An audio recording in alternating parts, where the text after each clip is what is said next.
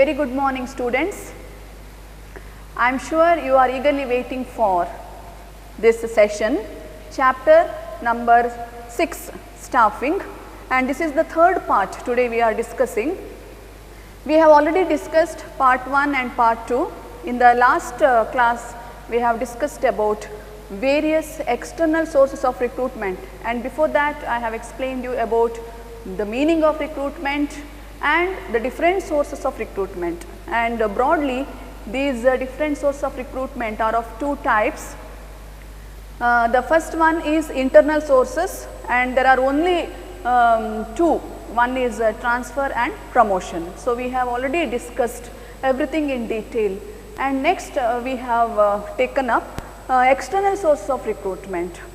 There I have discussed about the direct recruitment as one of the sources. Okay, next source under external source is recommendation of employees. Here employees, when I say employees, mainly the present employees, and sometimes it could be the past employees as well. Now here the present employees, what they do, they give some introduction of the prospective candidates to the organization, and they assume that such candidates will be a good source of recruitment. So, applicants introduced by the present employees or their friends and relatives may prove to be a very good source of recruitment. Why it is a good source of recruitment?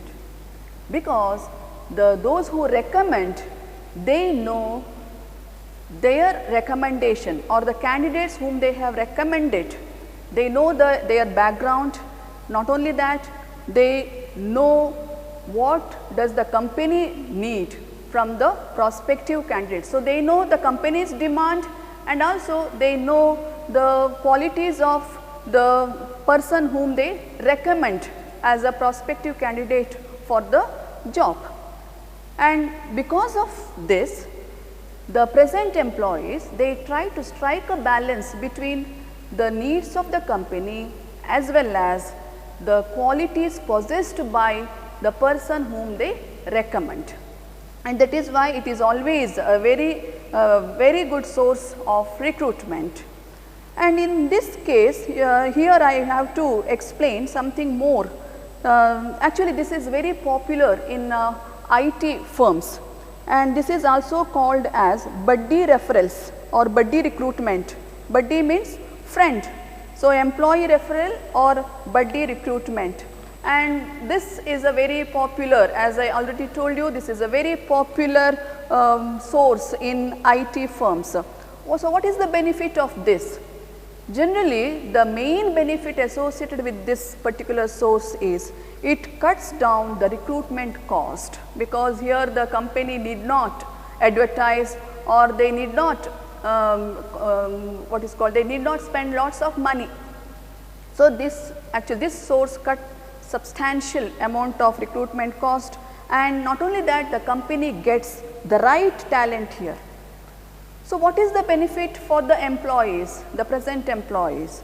So, the present employees, they get lots of gifts from the company. So, freebies, they get freebies along with bonus, and like-minded people will come to the organization, and the main benefit of this source is it improves the retention ratio. Retention means the labor turnover will be less, because those who the persons or the applicants whom are recommended, so they also have a feeling of responsibility towards the organization, and that is why they will not leave the organization. So, the retention ratio will be higher. Also, that is the main the benefit of this source. And generally in most of the IT firms, what happens is the first day of the appointment itself, the employees are asked to recommend a person. On the first day of the appointment itself, here the employee generally gives a friend's name or his relative's name whom are having the proper or the required skill or the educational qualification. So, generally such names are recommended, and that becomes a source of recruitment for the future requirements of the organization. And next source is labor contractors. This is an external source, labor contractors, and actually here what happens, the contractors, they usually have close contact with the laborers, and this is very popular in the case of unskilled labor, and they can provide the required number of unskilled workers at short notice. And one point here you have to remember is these labor contractors, they are the employees of the organization. The labor contractors are the employees of the organization, and the laborers are well known to the labor contractor. They are actually not the they are not known to the company. Here the limitation of this particular source is in case if the labor contractor leaves the organization, then the entire team of his laborers also will not be available to the company. So, that is an important disadvantage we can say. And next we are going to study about the next source under external source of recruitment, that is advertising on television. So, advertising on television is a well known source. You might have watched many companies calling for the applicants for the jobs in their company. So, this is a telecasting of vacant post over the TV. So, it is a very common source, and the company can reach large number of prospective candidates here, and the detailed requirement of the job can be given in the television advertisement. So, they can give in detail the required quality or the qualification or educational qualification or the experience of the candidate. They can give the company's profile. So, everything, all the information are publicized in the television. And the benefit here is, if you want local candidates, you can publicize in a local channel. So, you can select the area or the area you want to reach. So, this is a very common and not very costly, because when it comes to the coverage part, since you can cover large number of prospective candidates, the cost is generally less here. And the last source under external source of recruitment is web publishing. So, what is web publishing? And actually web publishing, it's actually it is based on internet, and internet is a common source these days. So, web publishing, we should know the meaning of web publishing. Web publishing means publishing original content on the internet. So, building and uploading websites, then updating the associated web pages, then posting them to these web pages online. So, everything is included in web publishing. So, the companies, they create or generate web pages, or they create their website, and these websites, they are specifically designed and dedicated for the purpose of providing information about both the job seekers and job openings. So, here the company can in their websites, they can give the information regarding the job opening, and they can give the information regarding the job, like what are the job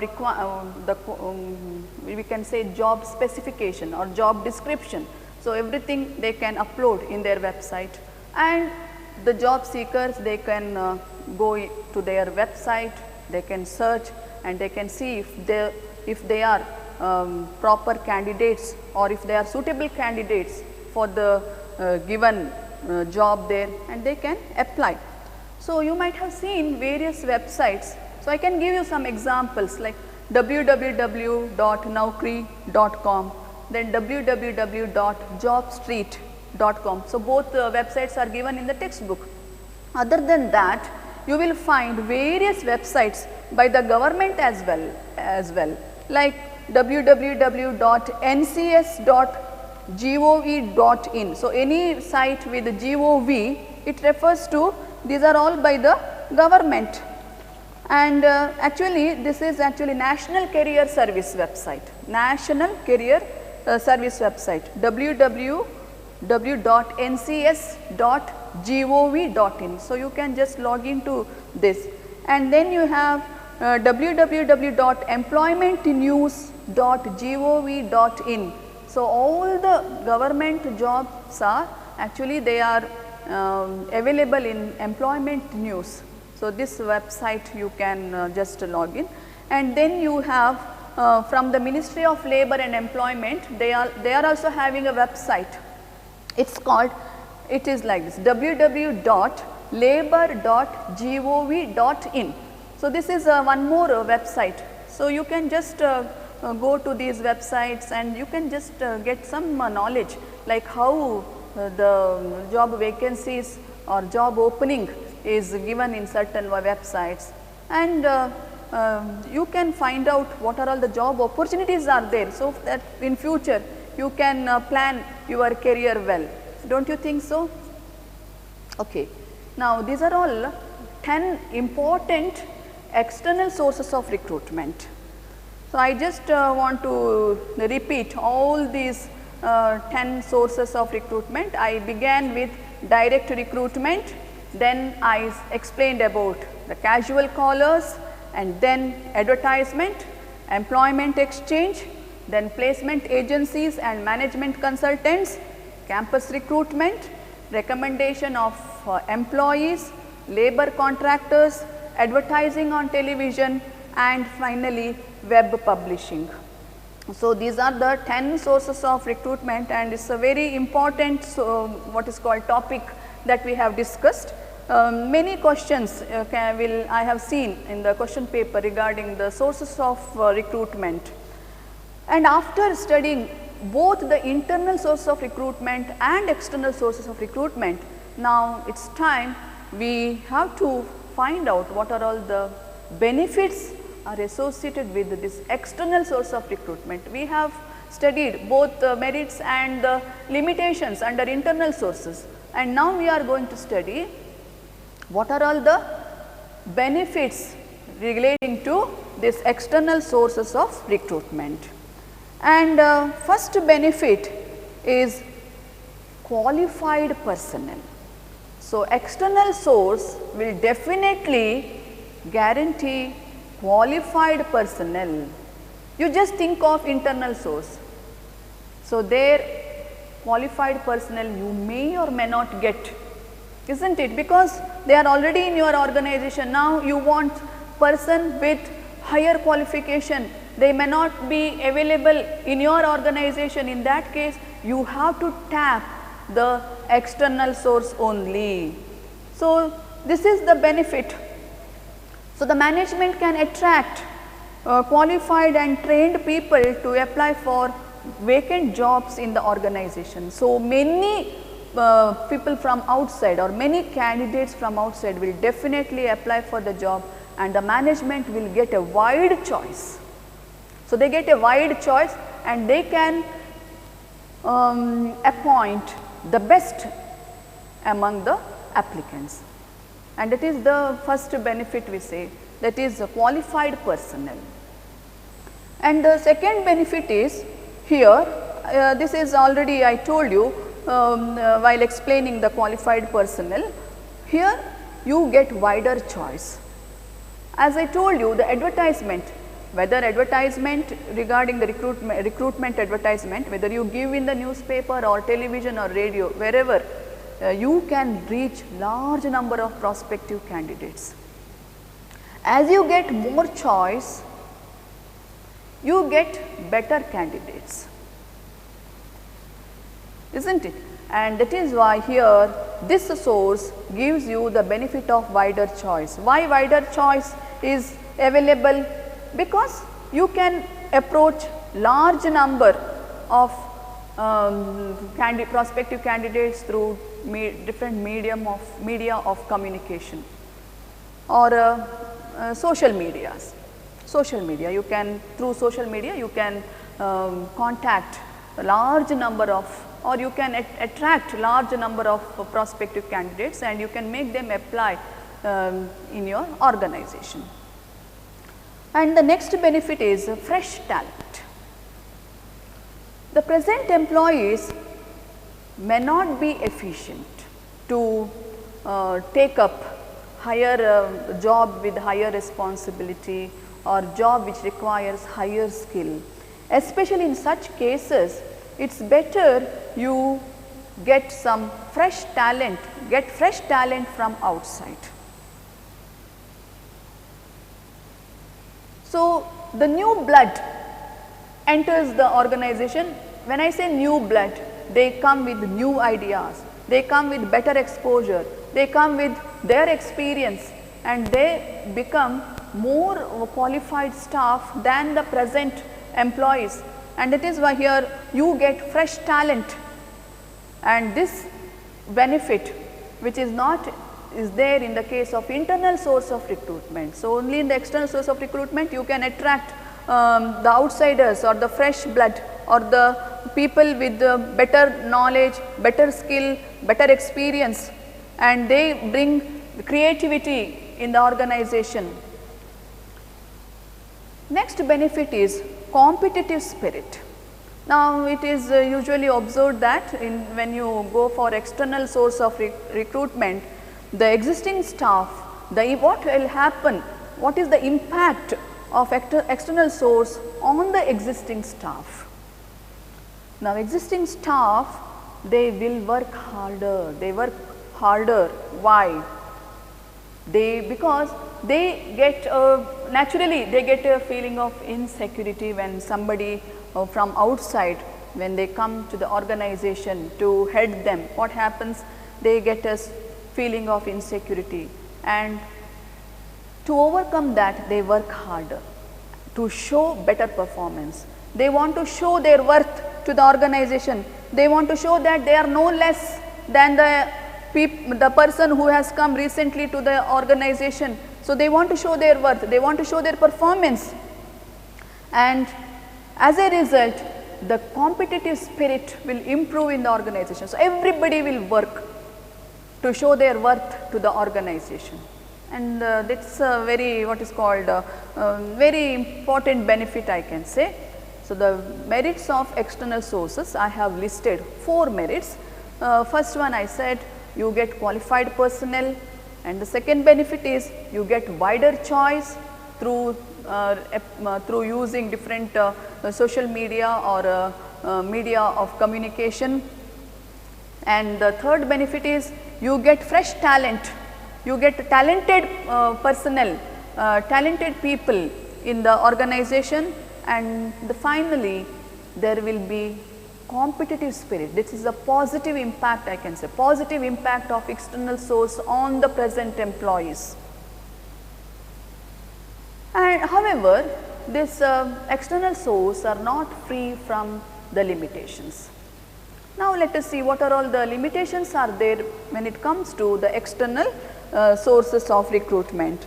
The first limitation is there is dissatisfaction among the existing staff. I have told you under the merit there will be competitive spirit, but at the same time there is a negative effect as well.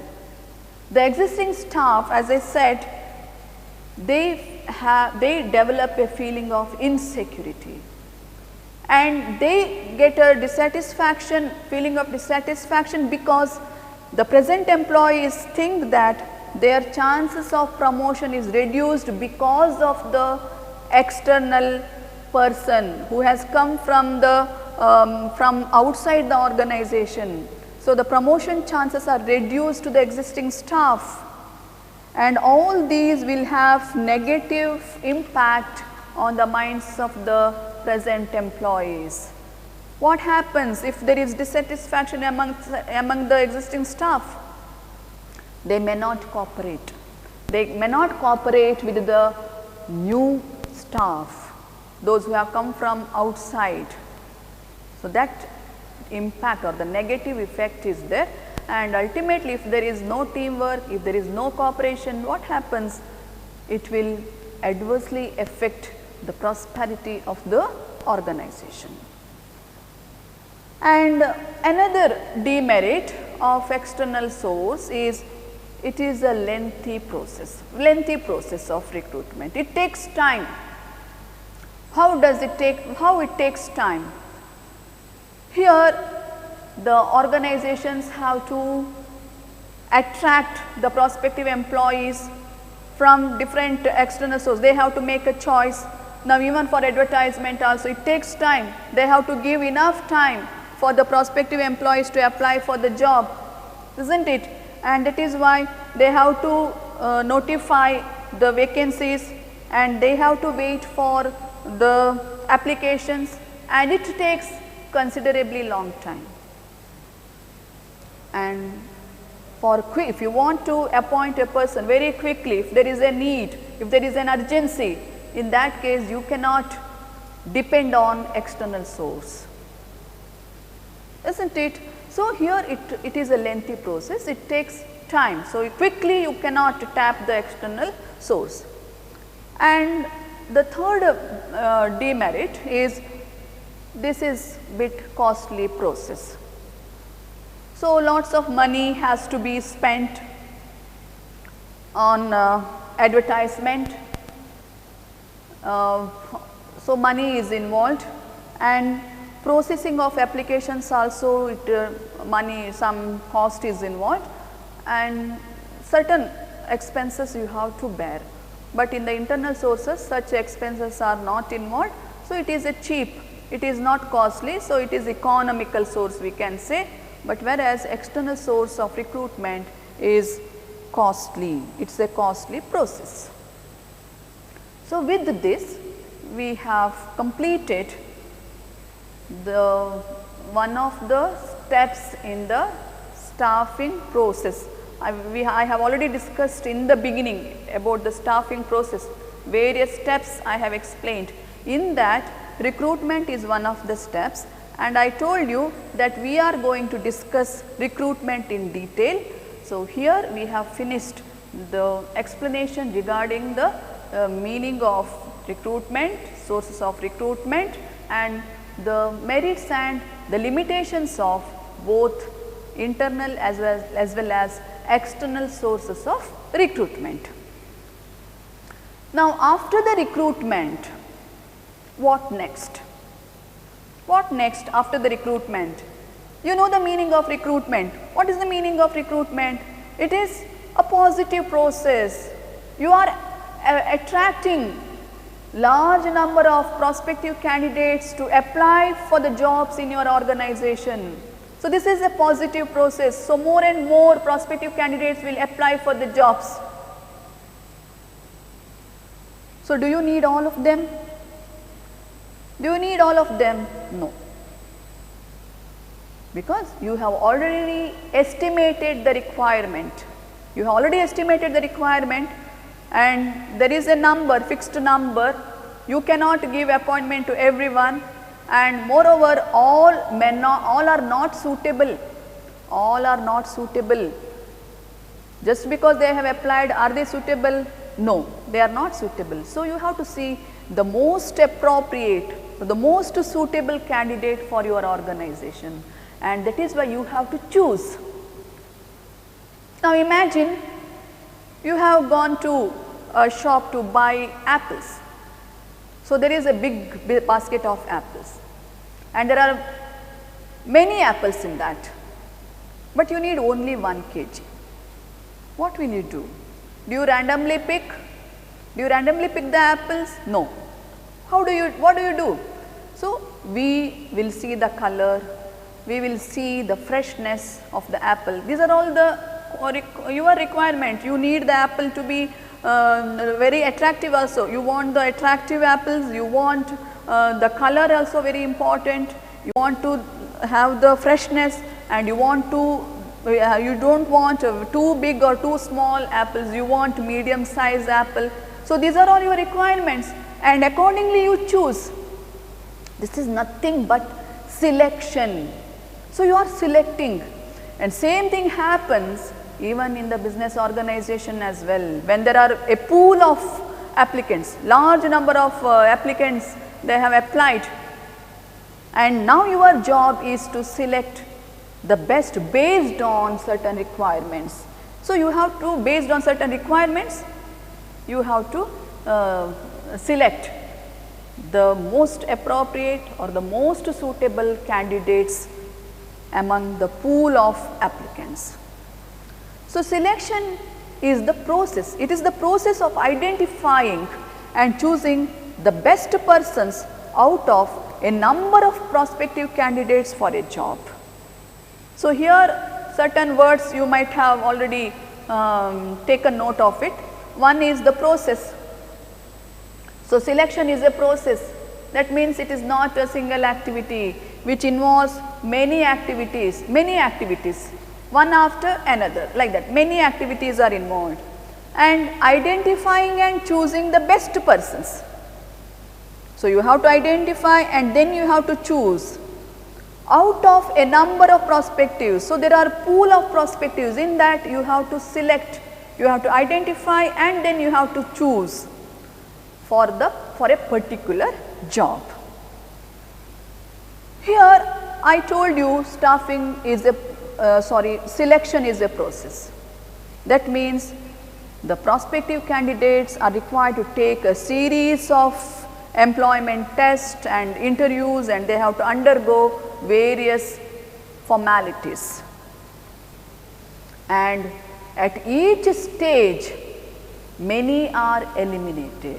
At each stage many are eliminated and you get the best. Here I would like to give you two definitions. Actually they are very beautiful definitions given by Dale Yoder. So, I have liked this definition very much. That is why I am going to read out this for you. If you have the textbook, it is better, you can go to the definition. And I always feel that before I take up the lesson, it is better if you do one time reading of the textbook, or after the what is called after the class also, if you read once, all the concept that we have discussed become very clear to you. That is my suggestion to you. So, now the definition I read out for you. Selection is the process of choosing from among the candidates from within the organization or from the outside. So, you choose from where? Either from the recruitment sources, right, and the recruitment sources are internal sources or external sources, and that is why it is said you are choosing from among the candidates from within the organization or from the outside, the most suitable person for the current position or for the future position. So, your requirement need not be only for the current position, you have to foresee the requirement in the future, and accordingly you should have your own recruitment policies or the staffing policies you should have, and accordingly you have to keep ready your candidates to meet your future needs as well. So, this is the definition given by Dale Yoder, and one more definition I would like to explain. This is the process of selection is the process of differentiating between the applicants in order to identify and hire those with a greater likelihood of success in a job.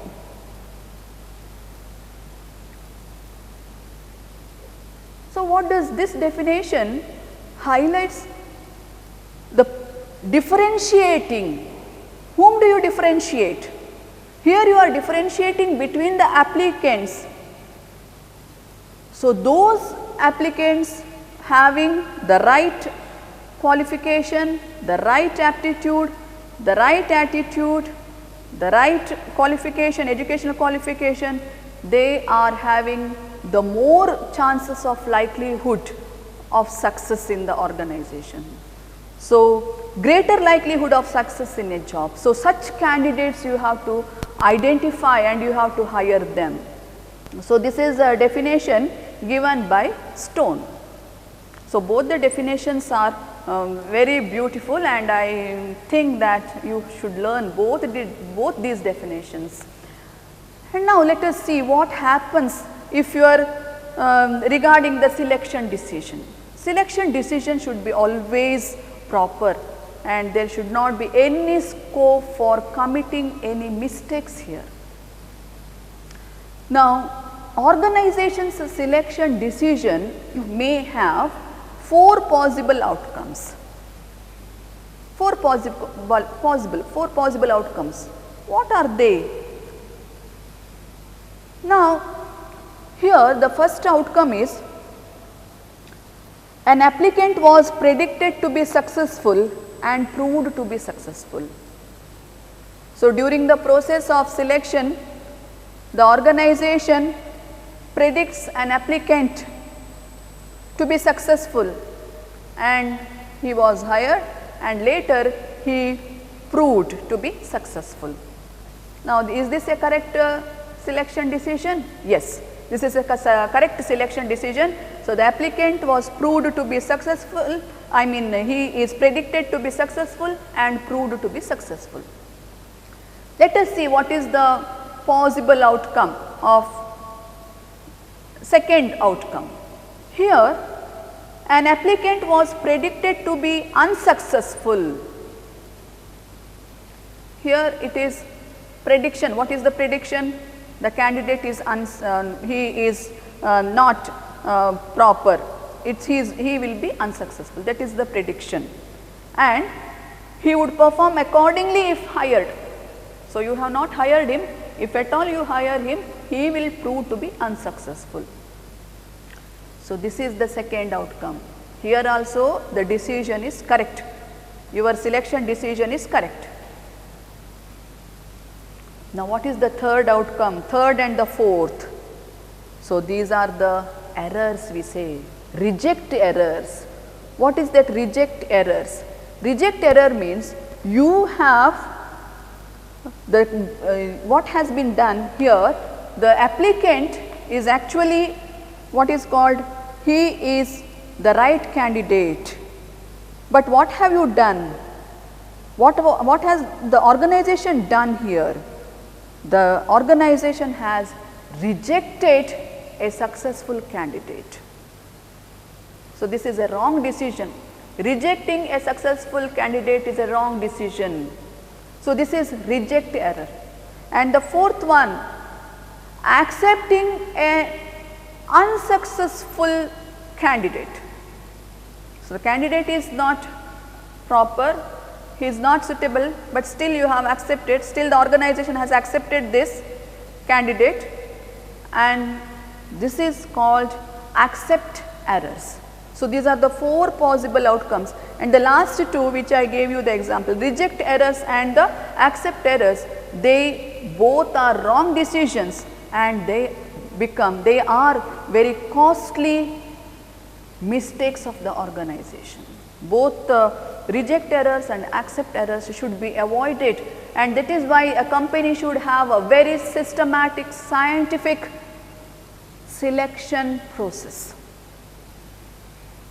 Very systematic and scientific, because once you hire a candidate, you cannot terminate them if they are not successful, or if you are inefficient, you cannot terminate easily, because you have spent lots of money on their training, you have spent lots of money on their recruitment and all those that follow. So, you have spent a lots of money, you have spent your time.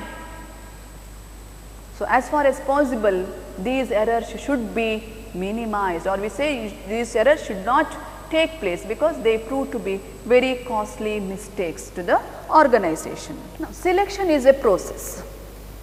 When I say process, you should know, you should remember that it involves a series of activities or the series of steps. It is not a single activity. Similarly, staffing is a process. So, there were many or series of activities, and selection is one of the steps in the staffing process. So, selection is also a process. Now, So, here it involves 8 steps. So, these 8 steps need not be followed by all the organizations, business organizations, or they need not follow in the same order. Each business organization has its own selection process. So, I will give you a general idea of how this selection takes place. Usually what is the procedure followed, but this process is not followed by every organization. So, most of the organizations will have this selection process and there will be some changes. And especially after this pandemic situation, this is very unprecedented situation now. So, whatever I have explained, most of the recruitment sources, or now whatever the selection process I am explaining, now it has gone a tremendous change, because there is no what is called a physical interview at all. So, the interviews are taken online interviews. So, video conferencing or many platforms are used like Google Meet or Zoom apps are actually now are in use. So, thanks to the technology. So, as there is change in the situation now, though it is a temporary what is called phenomena. So, we are hoping that this time period will be over very soon, but however, the companies have not stopped their recruitment, the companies have not stopped their selection, but rather the what is called this recruitment funnel is in progress or selection is in progress, but now they have adopted more of technology, online interviews are being conducted. So, this is the change I can say during the present situation now. But but the selection procedure which is given in the textbook, now we have to study. So, the first step in the selection process is preliminary screening. I would like to remind you recruitment. So, selection is followed by recruitment, right. So, recruitment first, after the recruitment selection now. So, in the recruitment stage what has happened, large number of prospective candidates now they have applied in your organization, they have applied for the job now in your organization. As you have already noted, you do not require now 1000 applicants you might have received just for some 50 jobs, 1000 applications. So, you have to eliminate 950 and you should need only the best 50 now. So, what you have to do? Now, there are various steps and each step your aim is to eliminate the misfits. Misfits you have to eliminate. Now, the first step is preliminary screening. So, this is it is a very beginning, at the very first step. So, now the job seekers they have applied for the job based on your advertisement, isn't it? So, now you have to read each application form in detail. Now, especially when there is unemployment situation, the candidates what they do, they expect or they try to get jobs, and it is why even though they are not qualified, they may apply for the job in your organization. They may not, some of them may not possess educational qualification at all. They may not possess the required number of experience which is actually stated by you or stated by the organization. They may not qualify in the other criteria. So, that is actually very much clear in the application form. So, what is the job now of the company? They have to eliminate the misfits. So, thereby you are reducing now the number of applicants. This is called preliminary screening. And second one, so preliminary screening is done after physically checking the application form. So, this helps you in eliminating unqualified job seekers. So, large number of applicants can be eliminated in this preliminary screening. Now, the second step is selection test. So, what are you going to do? What does the organization now will do? Now, the selection test. So, the tests are conducted. So, this is a mechanism that attempts to measure certain characteristics of individuals. What are the characteristics of individuals that is required? Say for example, aptitudes, then the intelligence. The prospective candidate should possess intelligence, they should have the maturity, they should have the ability to learn. Then you have to measure the personality. Personality means overall personality, it is not just the physical personality. So, overall personality, both physical as well as psychological or the mental attributes, those things you have to measure. Then manual dexterity. So, their skill in handling, doing some physical work or the movement of the hands or the physical body parts. So, dexterity. So, all these you have to make you have to measure such characteristics, and for that you have to do certain tests. Now, the tests are many types here, many types of tests are conducted. Now, in your textbook only 5 tests are given. So, let us see what are all those tests given in the in your textbook. So, there are 5 types of tests. The first one is intelligence test.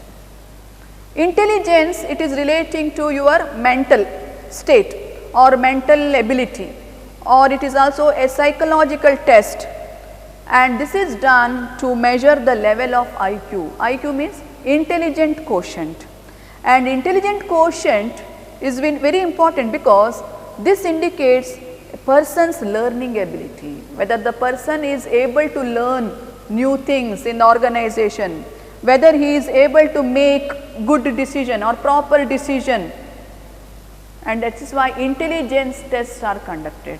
So, intelligence test, it is actually a psychological test used to measure the level of intelligent quotient, and intelligent quotient is very important for an individual for his to learn new things or to make certain important or to make some decisions. And the second test which is given in the book is aptitude test, aptitude, A-P-T-I-T-U-D-E, aptitude test. So, what is aptitude test? Actually, this is a test which measures the individual's potential for learning new skills.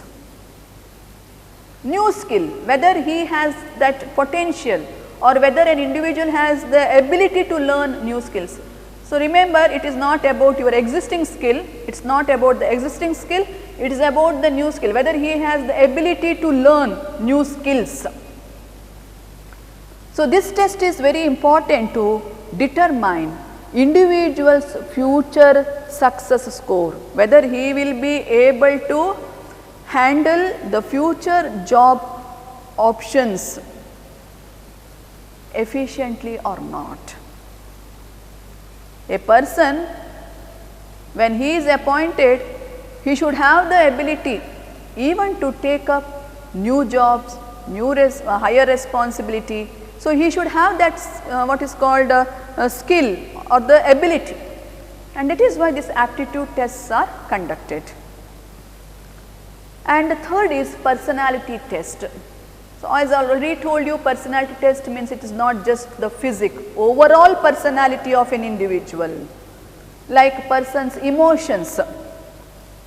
A person should be, it is not just he possesses IQ, intelligent quotients, he should also have EQ, emotional quotient. Person's emotions, he should be able to handle his emotions. Similarly, his reactions to the situations, reactions to the adverse conditions. So, reactions. Then maturity. Maturity. So, maturity means a person is mature when he handles both the ups and downs without affecting or without being affected emotionally. So, he should have the maturity, and then he should have value system. So, all these are covered under personality test. So, this is again the overall personality and not just relating to the his physical appearance. So, it is all relating to his emotions and all related maturity, value system, and this is actually it is very difficult to assess one's personality. It is not you can do intelligence test, you can measure the knowledge of a person by giving some test, but when it comes to measuring the personality, actually this is not an easy, but however there are certain tests to measure the personality. And the fourth one is a trade test. So, trade test, it measures the existing skills of the individual, or the knowledge and proficiency in the area of his profession. So, trade test is also very important. It measures the level of knowledge, it measures the proficiency in the area of professions or technical training. Now, we have to understand the difference between aptitude test and trade test. When I said aptitude test, I have told you about it test the individual potential for learning new skills. So, aptitude test is not done to measure the existing skill, but to measure his potential for learning new skills, whereas trade test is done to measure the existing skill or the actual skills that he has possessed. And the last one is interest test. Now, this is also a very important test, because a candidate becomes a successful employee of the organization only if he has interest in that particular job. That is why there is a need to measure or to know whether the prospective candidate is really interested to take up that job. It is used to know the pattern of interest and involvement of a person, whether he will be really involved in the job that he has applied for. And these are all the different tests, 5 types of tests.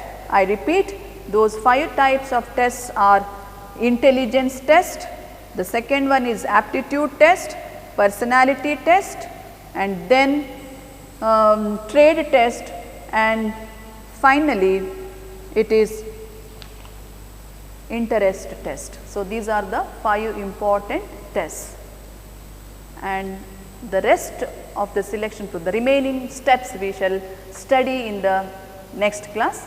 Thank you.